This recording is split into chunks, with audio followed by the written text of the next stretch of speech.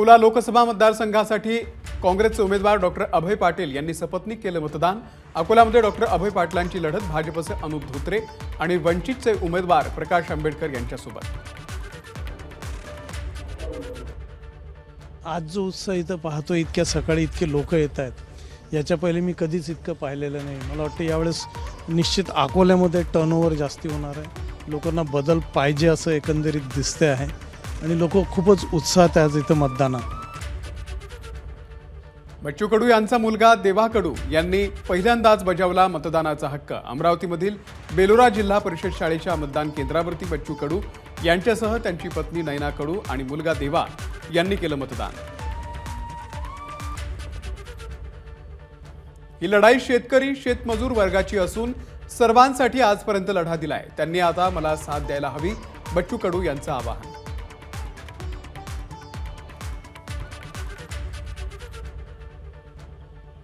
खरं तर लोकशाहीचा खून होऊ नये, कायदा हा सगळ्यांसाठी समान राहावा, गेलेले भाव पुन्हा चांगल्या ताकदीनं मिळावं, जो परीक्षेला विद्यार्थी जाते त्याचा पेपर फुटू नये, जो अभ्यास करणार आहे त्याचीच नियुक्ती व्हावी, अशा आशेनं आम्ही हे मतदान केलेलं आहे।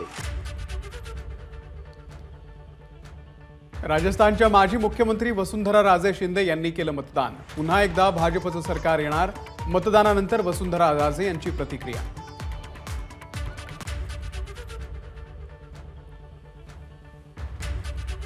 जनता ही हमारा परिवार है, इसलिए 35 साल हो गए हम उनके साथ। मैं तो जानती हूँ कि ये विश्वास है कि इतिहास बनाएंगे। बंगळुरूमध्ये देखील मतदान। इन्फोसिस फाउंडेशनचे नारायण मूर्ती आणि सुधा मूर्ती यांनी बजावला मतदानाचा हक्क।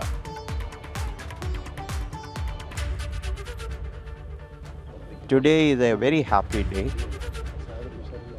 Today is a day when we should all be enthusiastic to exercise that power. लोकांमध्ये महायुतीबद्दल प्रचंड रोष आहे। भाजपनं पक्षफोडीचं राजकारण केल्यानं लोकांमध्ये प्रचंड नाराजी। संजय देशमुख यांची मतदानानंतरची प्रतिक्रिया। लोकांमध्ये जितका प्रचंड रोष यांच्या पक्षाबद्दल निर्माण झालेला आहे आणि विशेष करून जी गद्दारी झालेली आहे ती गद्दारी सुद्धा लोकांना आवडलेली नाही। जे काही भारतीय जनता पार्टीने पक्ष फोडण्याचा कार्यक्रम जो लावलेला आहे, अनेक पक्ष फोडले, त्याच्यामुळे लोकांमध्ये प्रचंड रोष आहे। वर्धा भाजपचे उमेदवार रामदास तडस यांनी बजावला मतदानाचा हक्क। मला 100% विश्वास, मी तिसऱ्यांदा निवडणूक जिंकणार, तडस यांची प्रतिक्रिया। मला 100% विश्वास आहे की ही निवडणूक तिसऱ्यांदा पुन्हा जिंकेल।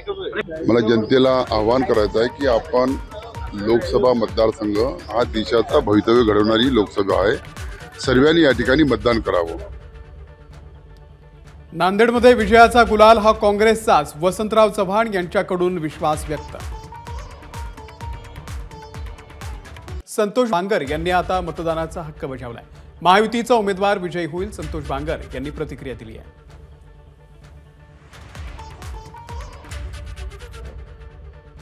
देशाचे पंतप्रधान नरेंद्रभाई मोदी यांना तिसऱ्यांदा आपल्याला ह्या हिंदुस्थानाच्या राज्यगादीवरती बसवायचं आहे। त्याच्यामुळे माझी विनंती आपल्याला की धनुष्यबाण धनुष्यबाण धनुष्यबाण। बुलढाणामध्ये रविकांत तुपकर यांनी बजावला मतदानाचा हक्क। सावळा गावामध्ये तुपकरांचं मतदान।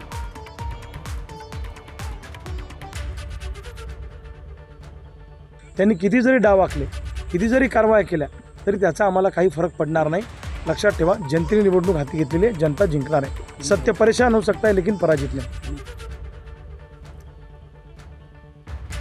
माझ्यासमोर जर हेमंत पाटील उमेदवार असते तर मलाही निवडणूक कठीण गेली असती, पण मला निवडणूक आता फार कठीण वाटत नाही, कारण त्यांनी उमेदवार बदललाय। हिंगोलीमधील महाविकास आघाडीचे उमेदवार नागेश पाटील आष्टीकर यांचं वक्तव्य। ही निवडणूक महागाई विरुद्ध लोकशाही आहे। म्हणजे प्रत्येक गोष्टीमध्ये लोकशाहीचा दबाव म्हणजे दाबून टाकण्यात येत आहे, त्याविरुद्ध ही निवडणूक आहे। परभणी महायुतीचे उमेदवार संजय जाधव यांनी केलं मतदान। परभणीकर आम्हालाच विजयी करतील, संजय जाधव यांनी व्यक्त केला विश्वास। परभणी लोकसभा मतदारसंघातील जनतेने हा मनाचा निर्धार केला की वंदनीय शिवसेना प्रमुखांनी निर्माण केलेला हा परभणी जिल्हा शिवसेनेचा बालेकिल्ला हा आबादीत ठेवण्यासाठी परभणीकर सज्ज आहेत आणि या मशाल चिन्हासमोरचं बटन दाबून या ठिकाणी भरघोस मतांनी मला निवडून देतील एवढा मला आत्मविश्वास आहे. यवतमाळमध्ये महायुतीचाच विजय होईल, पुसदचे आमदार इंद्रनील नाईक यांच्याकडून विश्वास व्यक्त. इंद्रनील नाईक यांनी पुसदमध्ये केलं मतदान. मोठ्या प्रमाणात सर्वांना आपला आपला मतदारसंघ पण सांभाळलेला आहे आणि सामाजिक जेव्हा कार्यक्रम होतात तेव्हा एका मंचावर येऊन आम्ही वेळोवेळी दाखवलेला आहे. म्हणून जनता आणि समाज हा महायुतीसोबत राहील यावेळेस. वर्ध्याचे महाविकास आघाडीचे उमेदवार अमर काळे यांनी बजावला मतदानाचा हक्क. वर्ध्यातल्या भाईपूर गावामध्ये अमर काळे यांचं मतदान. खूप सपोर्ट मिळाला आणि त्यामुळं एक वेगळा अनुभव होता माझ्याकरता आणि निश्चित जो एकंदर सर्व प्रतिसाद होता त्याच्यावरनं मी माझ्या विजयाच्या बाबत आश्वस्त आहोत. यवतमाळ वाशिम मतदारसंघामध्ये राजश्री पाटलांचा विजय होणार. हा मतदारसंघ आजपर्यंत शिवसेनेच्या धनुष्यबाणाचाच पाठीशी. मंत्री संजय राठोड यांची प्रतिक्रिया. एबीपी माझा, उघडा डोळे बघा नीट.